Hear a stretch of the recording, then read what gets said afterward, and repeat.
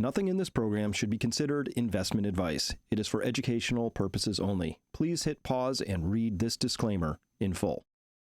And the math has always been the math. And there's we call it the end of the great Keynesian experiment. There's a point that's coming where this debt-based system just can't support itself anymore outside of just this increased perpetual motion machine that's a money printer.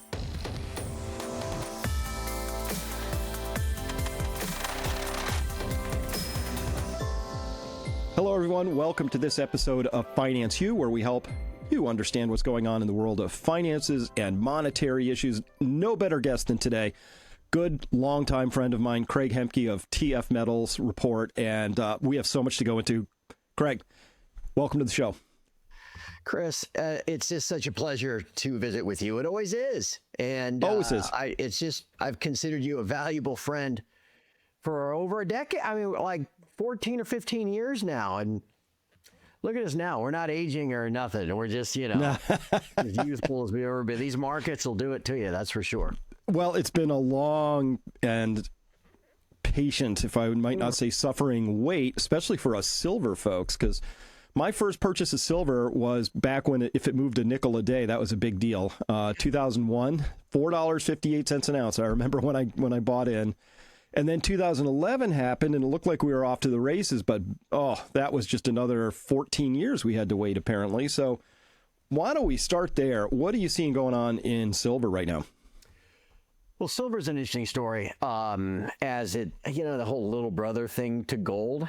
I think there's a lot of different spokes to the wheel, about the derivatives and how many times silver is levered and how much silver there really actually is to be delivered in London, which is still the physical delivery hub of the world. And there are all those kind of things we could go into great detail about.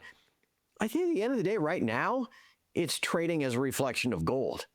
The gold chart's been pretty predictably moving higher for about the last 2 years. It goes up 15, 20%, it goes sideways for 3 months. It goes up 15 to 20%, it goes sideways for 3 months.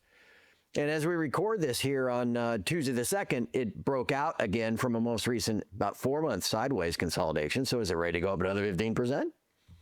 And if it does, it leaves the people that actually trade the futures contracts kind of scratching their heads going, well, geez, Louise, this gold silver ratio, if gold's at $4,000, then what should silver be?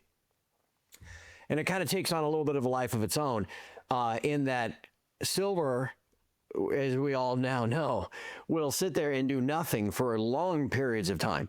Is it, Chris, you would know this better than I, is it Newton's law of inertia and physics and all that stuff that says an object will remain at rest until a force is applied to it, right? Mm-hmm.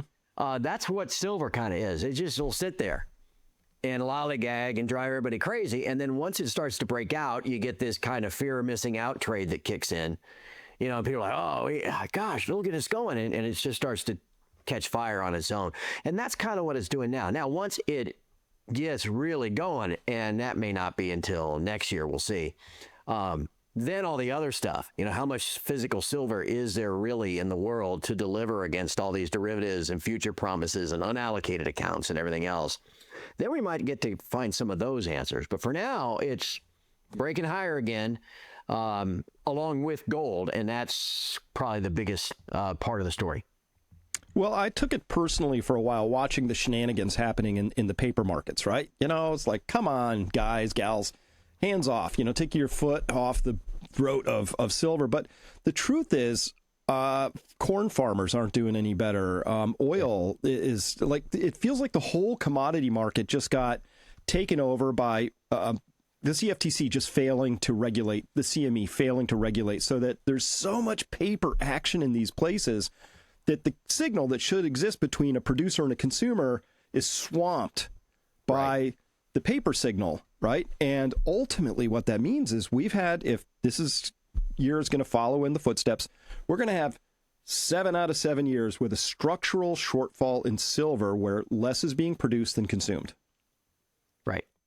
How do you not have a price rise under that circumstance? It's bizarre. Yes, and when you contrast it to corn, right, or some of these other commodities, the commodity markets were initially set up to have a place where these producers could sell forward their production at a number that they could do business at, and then those contracts are out there traded by speculators, betting on it to go higher or lower. That's where they're originally supposed to go, Chris. And now there's too much money in it for these bank trading desks and hedge funds and the like to maneuver prices in a way that they can profit. Now, corn, you could say, okay, look, corn's the same price it was 10 years ago, $4 a bushel or whatever. And, well, that's okay because, the cost of everything going into it has gone up. But, hey, we produce almost twice as much corn per acre as we used to. So, okay, maybe you can kind of figure out a way why corn and wheat and soybeans are still where they've always been. But silver, like you said, is a different animal. The last 4 years have seen a supply deficit of somewhere 700 to 800 million ounces globally. And we know that those supply deficit numbers are going to increase as the world electrifies, solar panels, batteries for electric cars, all these. Silver is such a great conductor of electricity that demand for physical silver is going to increase. And again, against that backdrop is this pricing scheme that relies upon the trading of not actual silver. God's sake, no, we don't want that. We're going to trade these futures contracts in London and New York that are supposedly backed by silver and deliverable in silver. And we're going to treat that as the real thing. And what we don't know in the end is how many actual ounces there are with free, clear title that can be delivered against all of these obligations, these futures contracts and forward contracts that these financial institutions have created. It's a little bit like the audit of Fort Knox. Remember back when there was this talk back? Yeah, remember that? I'm old enough to remember that. You can recall that, huh? Yeah, remember, what was that, February? February. Where you had not only Musk and Trump mentioning it. Remember Rand Paul fired off a letter to the Secretary of the Treasury and said, I'm a sitting U.S. senator. There's only 100 like me, 99 others like me. Fort Knox is in my state, so I'd like to know. And it's just crickets. So it's a little bit like that, how much gold. I mean, U.S. says we have 8,133 tons. But do we really have it? Do we have it? Is what we have under clear title, or has it been leased and loaned and hypothecated, as the financial terms are, or rehypothecated? Yeah. That's what we don't know. Well, I have a model for this. So if there's a police-involved shooting, if it's a good shoot, you'll see the video that day. If it's a little iffy, might be years. Again, they might have lost the thumb drive. It might have to get FOIA'd out, and then it's like that. So if all the gold was there, they would just throw the doors open, invite everybody in, and they'd point at it and they'd say, look, here it all is, right? They're being cagey about it, not because it's an issue of security. We know how to get people in and out of secure facilities. That's not a big deal. You can get a senator. It's like there's not something special about Fort Knox. You open some doors and there's guards and you let him in and he walks around. It's easy, but they make it sound so hard, like, oh, well, we'll have to get back to you on that, if ever. So hypothesis, the gold isn't there. What happened to it? If it's not, what would you just speculate? What happened to it? It's like the story about a decade ago where suddenly Germany wanted to repatriate their gold that was held, I guess, at the Federal Reserve Bank in New York. Remember Die Hard 2 with the guys that showed up, try to steal it all. And so as Germany was first told, no problem. You can have your gold back, but give us about 10 years. It was just 300 tons, right? Right. Out of thousands. It's right here underground, and you need 10. Something about, hold on now. You know what I mean? It's the same kind of thing. And then when they started getting gold back, it was all these like new bars and coin melt bars and things like, what is going? So it's kind of like that. Where is the gold? That's the question. There have been some folks who have done some excellent research on this, that actually the gold in the Federal Reserve Bank of New York or out of Fort Knox was actually shipped off more than 3 or 4 decades ago. So I don't know. If we are headed where I think we're headed, then there's going to need to be some sort of accounting of how much gold the U.S. actually has. And that's what spurred this discussion of auditing Fort Knox in the first place 6 months ago. So we'll see if that story kind of develops legs again as we get deeper into this year and next, because if I'm reading the tea leaves right, if I'm connecting the dots right, then there's going to be a reason for letting everybody know how much gold the U.S. has for what Trump's investments plans are to trying to manage a deficit and buy Bitcoin and do all that other stuff. The markets are a ticking time bomb. Volatility is spiking, trade wars have broken out, and most investors are sleepwalking into disaster. Many portfolio strategies perform poorly during times like these. At Peak Financial Investing, however, we don't gamble with your future. Our registered investment advisory connects you with battle-tested wealth managers who reject outdated models and embrace active management, strategies proven to navigate chaos, and who aren't afraid to discuss things like the great taking, or maybe the importance of protecting your wealth with gold. Without the right approach and with the wrong advisor, you're risking, well, everything. Don't wait for the crash to act. Visit peakfinancialinvesting.com right now to schedule a free consultation and discuss your particular situation. Take control of your wealth before the markets take it from you. Again, that's peakfinancialinvesting.com, and I'm Dr. Chris Martenson, urging you to act now.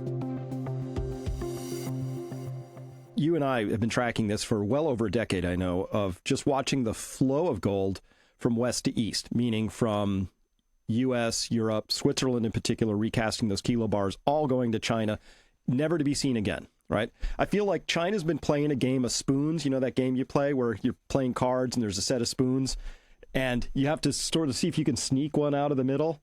I think China's been like sneaking spoons out of the middle, right? And now people are starting to catch on a little bit. And there might come a moment where they just clap their hands and it's like, that's it. How much gold is inside the border of your country has a big role in how valuable your currency is going to be and what you can do in terms of trade. So I feel like, did we lose our gold to China? Conceivably, yeah, that's right. I mean, that's why Nixon closed the gold window in the first place, right? We went from 25,000 metric tons at the end of World War II with the only manufacturing economy that was viable in the whole world. And so they said, oh, hey, we'll back the dollar with gold and make it convertible. And that way the world will have a currency that they can feel confident in to resume trade and all this kind of stuff. Well, the problem is, as the Marshall Plan kicked in, all these European countries started to actually have trade again. They accumulated dollars in their foreign currency reserves, and people like de Gaulle went, I could do a French accent, but I went, we don't need Z dollars, we need Z gold, right? Mm-hmm. We actually sent a battleship into New York City to get some of it, which is not unlike what the Germans were trying to do 10 years ago. Anyway, because of that convertibility, the U.S. lost about half that total by the late 1950s.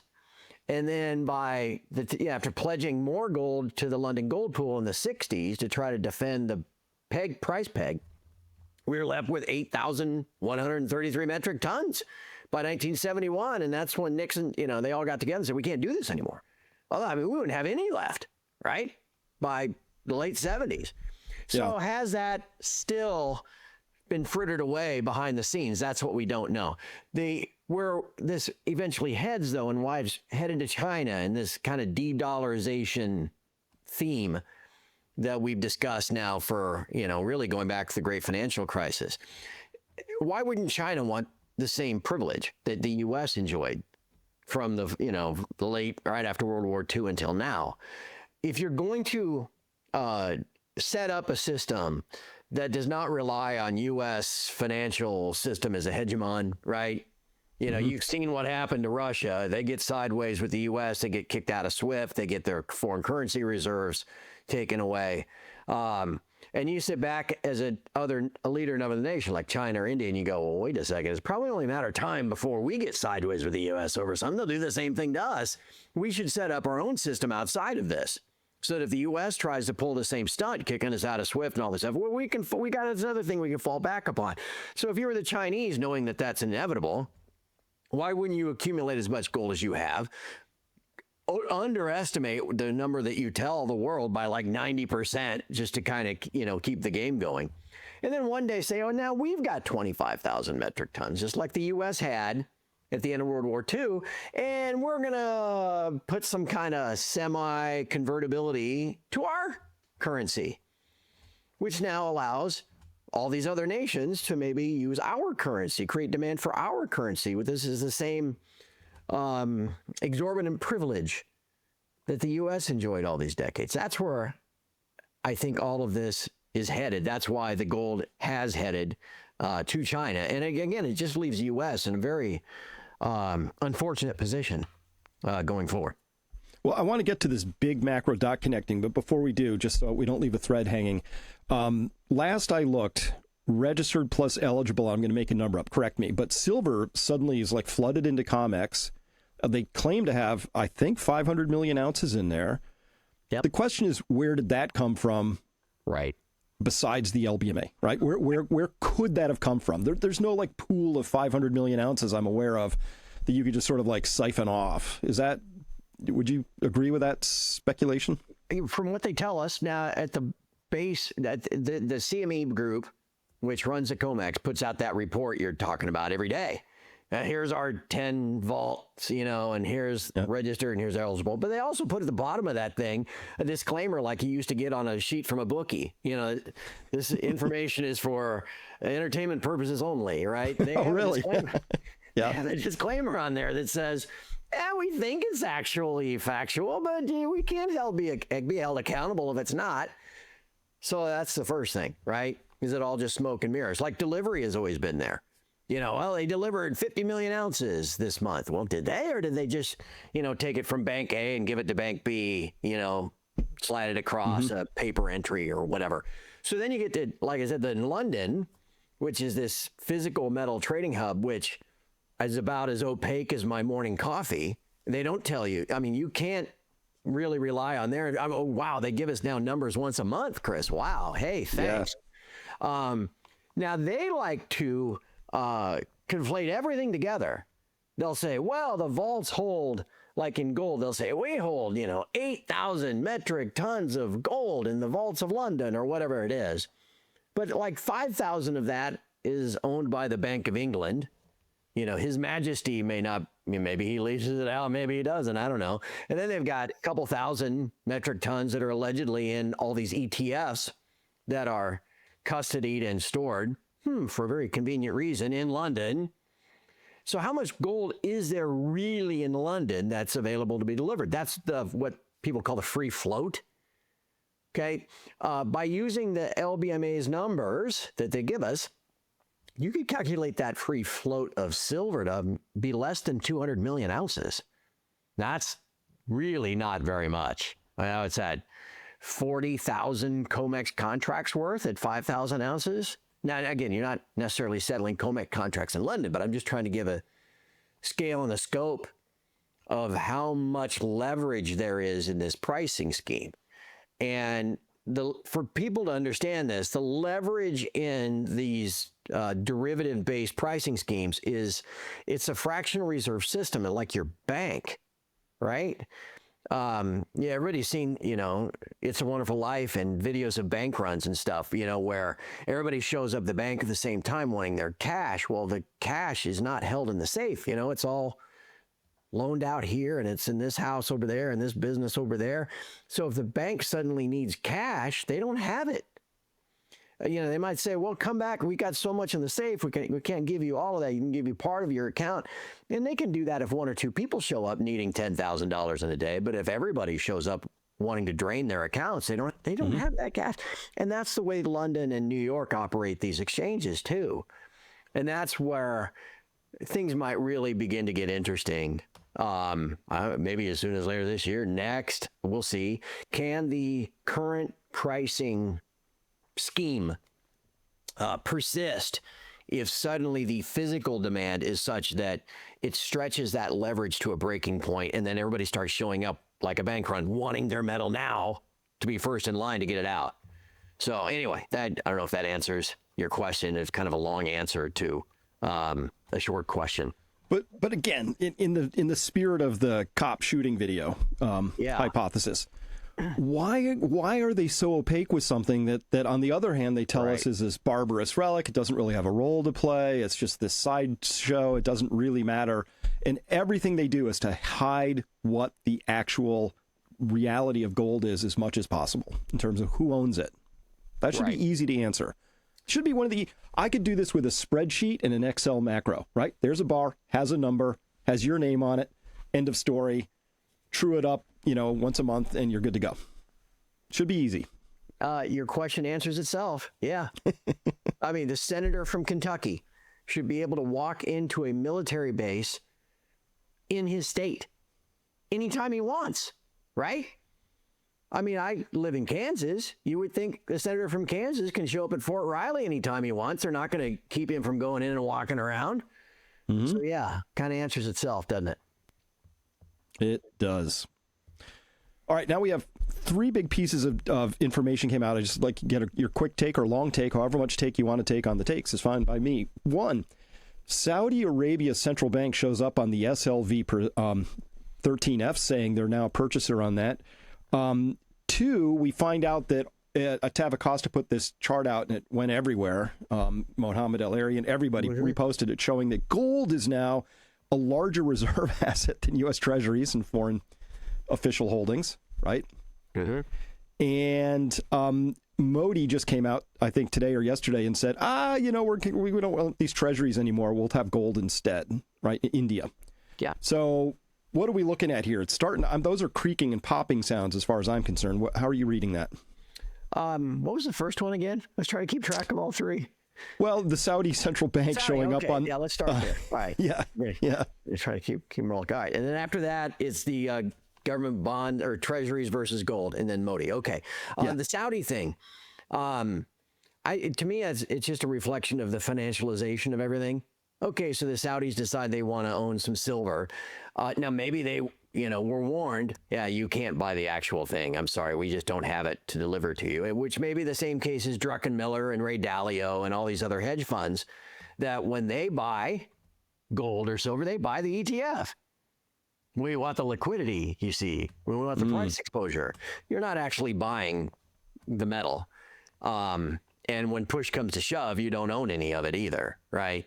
As we said, all of that is custodied in London. The banks have their hands on it. Even the rules by prospectus, you and I, or the Saudis, if they own shares of the SLV or the GLD, can't show up and say, hey, we've got however many ounces equivalent here. We'd like to take delivery. No, only the banks that are what are termed as authorized participants have the ability to move metal in and out of those things. So the Saudis wanted price exposure like some of these prominent hedge funds have in the past, and that's what they've done. Okay, that's a bullish sign, but it's not a whole lot more than that, unless, of course, they only bought that thing because they were told they couldn't do it otherwise. You've heard the story. Warren Buffett bought silver at $4 like you did or whatever, 20 years ago. Okay, the government bond thing.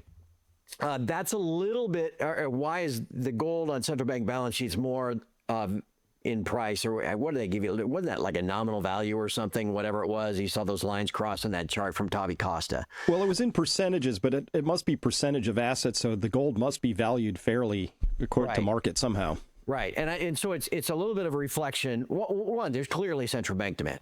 Couple hundred metric tons central bank demand every year for the last several years, exceeding anything we've seen over any other 3-year period in the past, and putting a serious bid under the price. And that's why prices kept going up, because if it was just a paper derivative price, as we've all seen, it would get smashed backwards from time to time. But they can't smash back too far because these central banks keep showing up and buying it. And it kind of puts these bullion banks in a tough spot. So we know they're buying. We know the accumulation of actual metal is real. at present, that value crossing over versus treasuries is also, it's a function of treasuries not being accumulated as quickly and actually being sold, but it's also then a function of the price. The gold's gone up almost doubled in the last 2 years. And so, if you're going to mark that gold to market, which most of these other central banks do, not the U.S., then now all of a sudden, where the treasuries are just kind of going sideways, they're just going to, they fluctuate in price, but, a 10-year treasury, you put in $10,000, you get $10,000 back when it matures. So part of that chart, I guess, is what I'm saying. And yeah, there's real central bank demand and accumulation of physical metal, but part of that chart is the accumulation of the price of gold. It's like I was seeing charts earlier this year about how the GLD, the big ETF. Oh, look how overbought this sector is because the GLD is, it's $200 billion or whatever it is, higher than it's ever been. But the actual tonnage of the metal in that thing is still 20% below the highs from 5 years ago.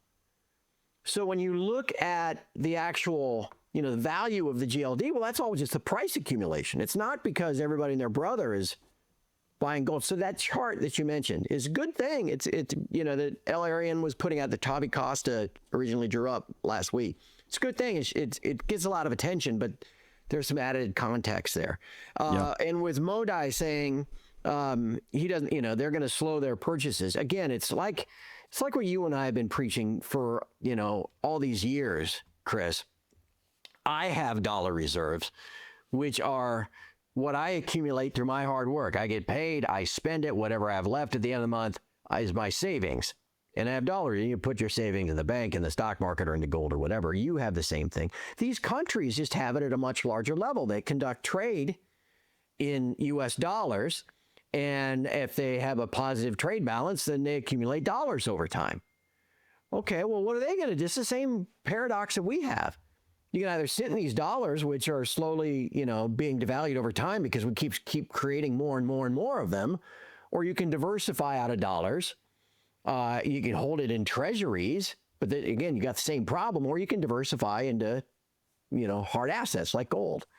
So what he's doing and what they're doing is just the same thing you and I have been discussing for years. Again, at the end of the day, though, Chris, we get into this situation where how much true physical gold is there with clear title and provenance that you can lay your hands on? It's mine.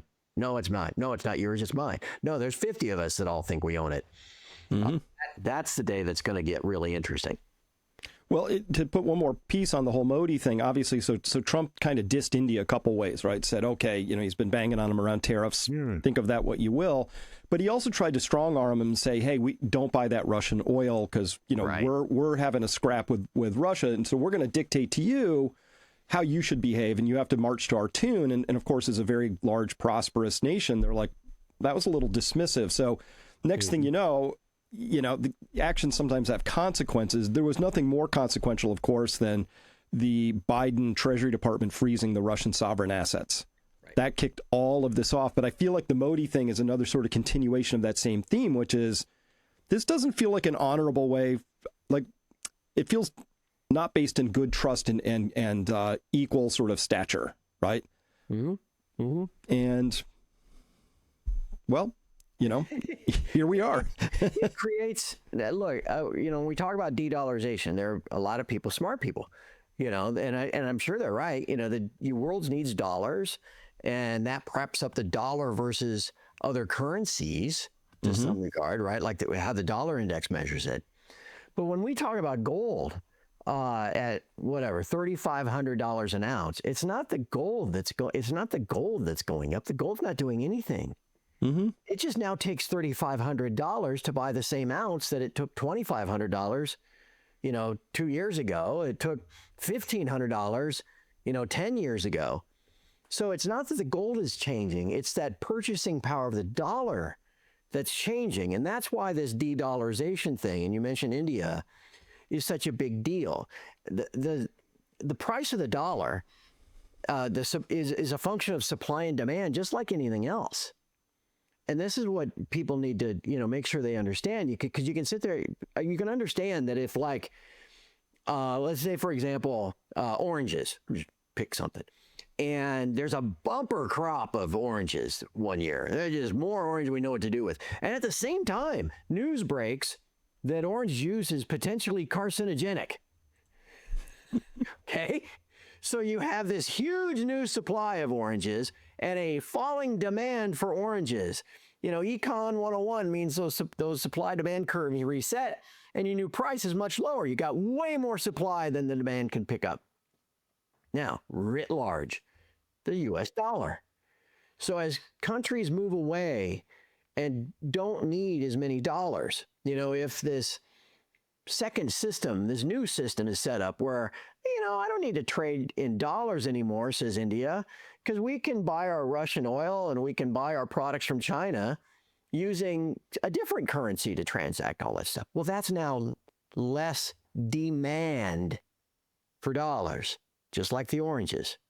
And are they toxic and carcinogenic? Kind of. At the same time, the supply of said dollars is increasing, you could say, by $2 trillion a year as the deficits of the U.S. are out of hand. It's the same thing, man. Those supply-demand curves are resetting. Your dollar buys less and less. It's less and less valuable, which means these gold bars, this is not an actual gold bar, it's a piggy bank. Mm-hmm. But these gold bars, it's just going to take more and more dollars to acquire these things.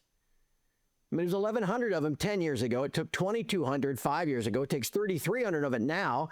5 years from now, probably $4,400 that it'll take. So that's why this dollar story, and like what you said about what's currently going on in India, that's where all of this is important. And those your people listening. Those macro relationships are important. The price, demand, supply curves are really important. But, you know, so let's talk local politics for a minute. So Trump comes in with Bissett, and he says, hey, with Doge and all that, with Elon, you know what? We're going to control the top line in this story. And then they give that up. And they say, oh, we're going to grow the bottom line in this story. Okay. So this seems like kind of every president promises the same thing. We'll grow our way out of this. It has not happened yet in my entire adult life, right? And it's just getting worse and worse and worse every possible year. Now, against that backdrop, I came across this morning. So all the long bonds in Europe are blowing out right now. Japan's long bonds are blowing out. The United States 30-year is tagging the it's at 4.96 last I checked, but it's tagging the 5% mark. Yeah. It looks to me that's starting to smell again like there's some kind of a fiat problem brewing here, because nobody wants to hold the long paper of any sovereign government anywhere right now in the West. How are you reading that? And why would you, right? Because you can see 30 years, 2050, you know? Oh, I'll take 5% interest every year for the next 30 years, which even those interest payments alone aren't, you know, that's not going to help you keep up with anything. And then you get your $25 back in 2055. Yeah. There's a great deal, right? Yeah. So that's a problem. In fact, about a year ago this time at the September FOMC, remember Jerry Powell cut the Fed funds rate by 50 basis points, and the long end sold off. And, you know, you didn't get the whole curve going down by 50 basis points. You got this down and this went like this. Yeah. And that's kind of what you're seeing. I mean, Bank of England has been doing their own kind of QE and cutting rates, and now their yields are blowing out. And they are a whole separate problem, you know, with their pension system and the leverage they have in the gilt market and all that kind of stuff. Bank of Japan is having a problem. German bunds, as you mentioned, are all selling off on the long end. This is almost undeniably coming here, too, especially with Trump wanting to cut rates on the short end.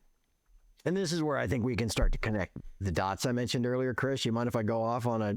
Please do. All right. So I think, again, most people are pretty busy, right? They don't have time. This is what I tell people I do here. I kind of keep track of all this crap for you, right? And I'll tell you where I think all this is headed. Now, at the risk of being... the metaphor I use all the time is A Beautiful Mind. Remember Russell Crowe playing John Nash? Yep.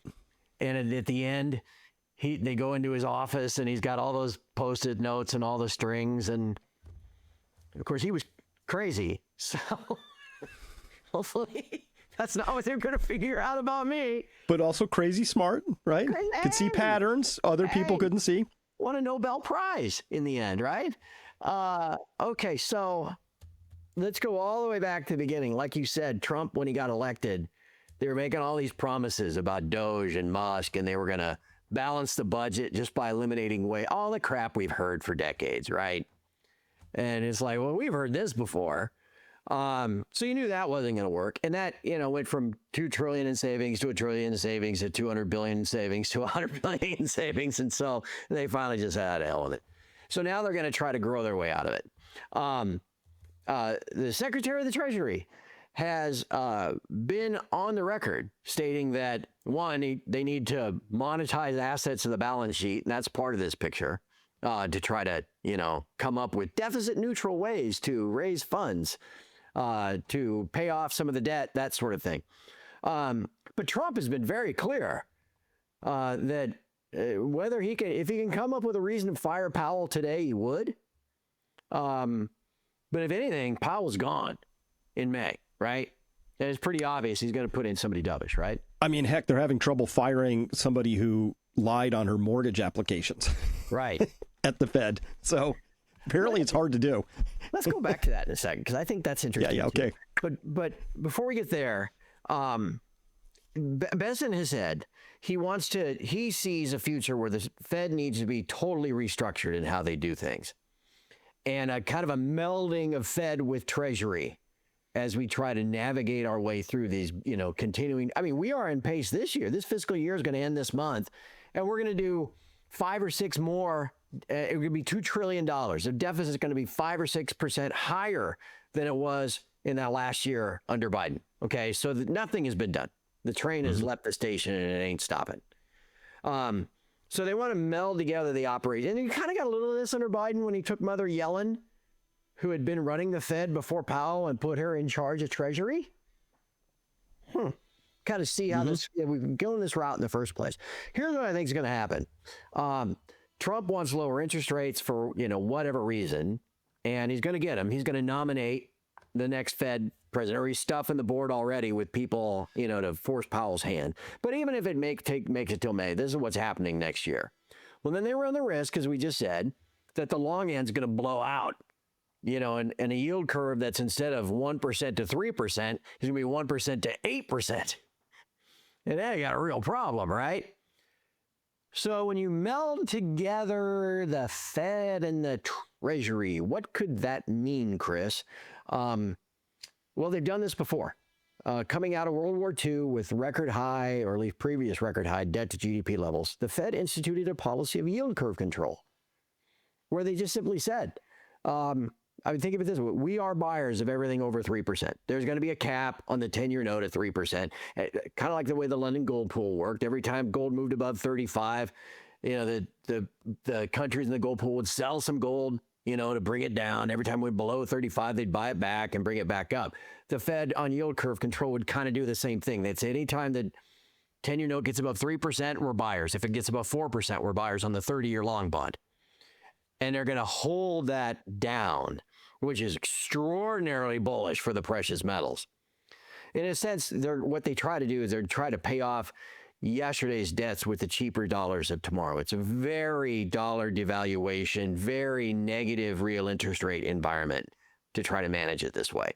They might not even, Chris, have to actually buy any treasuries to begin with. You remember in the COVID crisis, that Monday morning, whatever it was, the 12th or 19th of March, whatever it was, this alphabet soup of new programs that the Fed came out with. They cut rates to zero and they said, we're going to do this, we're going to do this, we're going to do this, we're going to do this.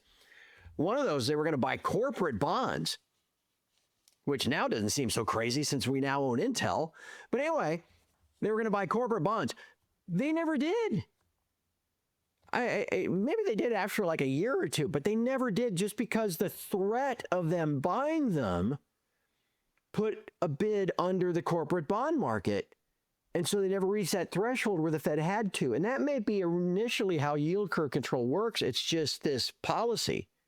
And if bond investors know, well, the Fed's got my back, I can go ahead and buy these long bonds at 4% because the Fed's not going to let them go down any worse. They might just be able to talk it into existence. But this is what's coming.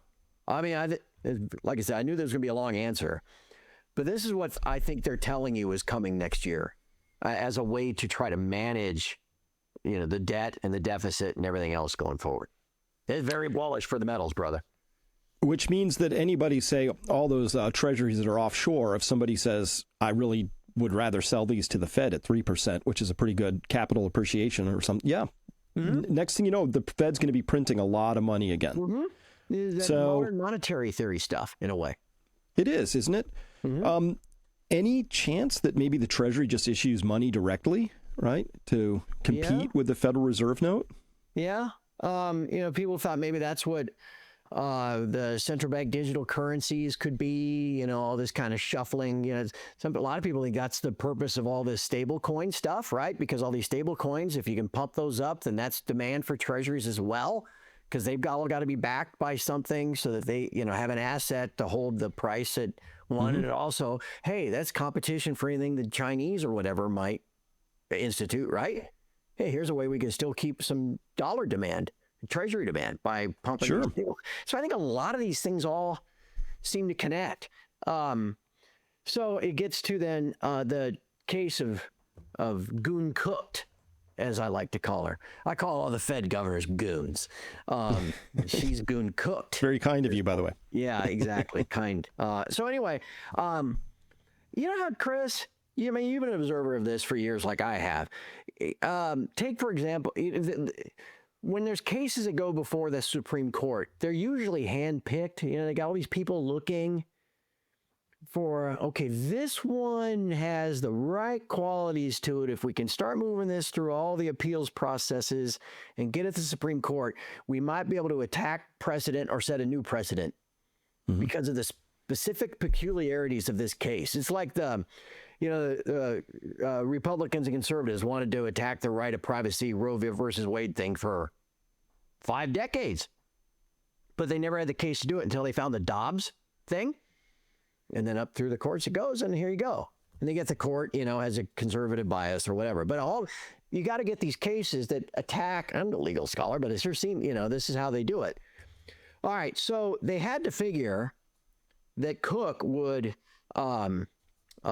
challenge Trump's authority to fire her, right? She wasn't just going to get up and say, you got me. Again, it's like what you said. She's got the documents, right? She's to roll out and say, look, here's my mortgage documents. I didn't do any fraud here. But she's not done that, so there must be something more there in the midst. But she's not just going to take it laying down. So, last Friday they had the initial hearings in a D.C. court about whether Trump can fire her or not. And eventually whatever gets decided is going to go to the D.C. Court of Appeals. And whatever gets decided there is then going to go to the Supreme Court. And we might actually, if there's some planning to this, eventually kind of rule upon the actual constitutionality of the Federal Reserve Act of 2013. Because if the executive branch doesn't have the control over this private institution to say who's going to run it, well, then who really does run it? The institution itself? So anyway, I think all of this melds together into this big ball, and all these Post-it notes on my wall as to where they're taking us next year. Well, it's a bold move, Cotton, but I am, I'm an end the Fed kind of guy. I think that it was a disaster from the founding. I think that, listen, if you're going to have a Fed or equivalent, you have to have the right to have transaction level audits at any point in time.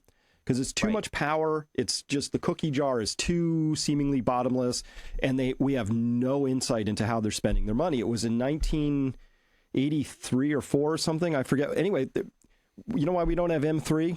Because M3 tells you offshore money creation. Because it was telling us stuff we didn't want to see, and they specifically forbid any insight into the Fed's offshore activities. I'm like, right. What? No, we can't have that anymore.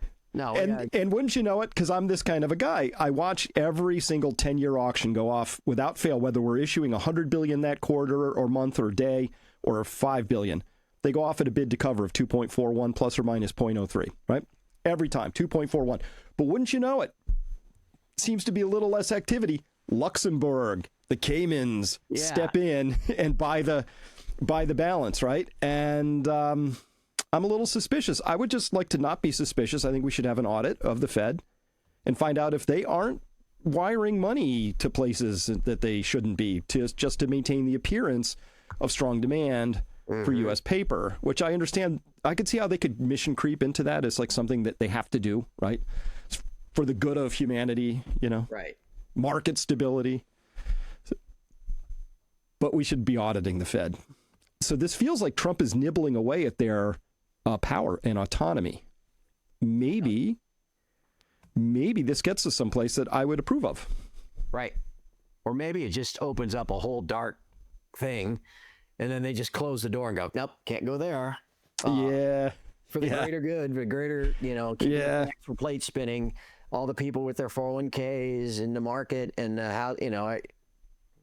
then we just, that would be, again, it's like the Fort Knox thing. Mm-hmm. It's no different, right? If they let Rand Paul and some reporters in there and they find out, they break some seals on the vaults and wait a second, there's just like some spiders crawling around. Yep. Or there's some bars in there stamped with the Iraqi central bank or maybe Libya's, where did all that gold go? Yeah. Remember those tanker trucks with the guys holding, where did it go? It's weird. Okay, I hate to do this. I see we're out of time, so. No, you're right. We are. Shoot. Okay. While we're here, Craig, how do people follow you? Where do they go? Well, thank you. Access your awesome report. This is what we do it's just a website that you buy a subscription to. It's for now at least. I'm gonna have to raise prices again soon. I've only done it once before, but for now it's only $15 a month. I think it might go to 18 or 19. We'll see. But it like I said, I'm kind of everybody's eyes and ears, which is I know a lot of what you do at your site. People pay me just to sit here all day and try to make sense of it all through a post in the morning that I write and a podcast in the afternoon that I record. And, if anything, I get a lot of compliments these days, as gold's breaking out and silver's back above 40. And they're like, oh, yeah, thank you so much for all this. And I'm like, well, I really didn't do anything other than continually remind you over the last decade that the math is the math. I mean, the market, your stockbroker, your neighbor will tell you the math isn't the math and everything's just fine. Just keep buying, stocks and all this kind of stuff. And the math has always been the math. And we call it the end of the great Keynesian experiment. There's a point that's coming where this debt-based system just can't support itself anymore outside of just this increased perpetual motion machine that's a money printer. The book that I have right here, When Money Dies, that everybody was reading about the Weimar Republic, 15 years ago. Still a valid case. So this is what we do there. And again, if you think you need somebody to do all this for you, to keep you ahead of the game, that's what I do. But if I leave a thought with anybody, this is exciting. Gold's breaking out again. If it continues the pattern that it has held for the last 2 years, it's probably going to $3,900 or $4,000 an ounce before it consolidates again. And everybody's all excited about silver and all this kind of stuff. That's great. But I think the sign, why is it already moving? Why are we having the second great year in a row for gold? We've never had 2 great years in a row like this. Because the signs are all there. Again, you're being told, I think, where they're taking us as soon as later this year, early next, into next year. And so you think gold is expensive now. You think, whatever. If I'm right about where they're taking us, we're going to look back and go, wow, there was a time not too long ago, it only took $3,500 to buy an ounce of gold. I guess we should have been buying some. Yeah, you should. Yeah, I'm old enough to remember when it was too expensive at 500, 700, 800, 1,000, 1,200, 1,500, 1,800, and on until here we are, and that will continue. So with that, thank you, everybody, for listening. By the way, if you don't understand the landscape, you could get blindsided. So Craig's got an amazing newsletter, helps you stay on track with what's going on. And then please, you have to manage your wealth with an eye to the actual risks, not listening to your neighbor, maybe your stockbroker either, and making up your own mind about how you're going to manage for the risks as they actually are. The writing's on the wall. They're going to print, and they're going to print more. That's what they do. nothing personal, but it's going to come. And so thank you, Craig, for all your insights here today. Dude, thank you for all of yours that you've shared with my side over the years. We couldn't have gotten through it without you, so thank you for all you do too.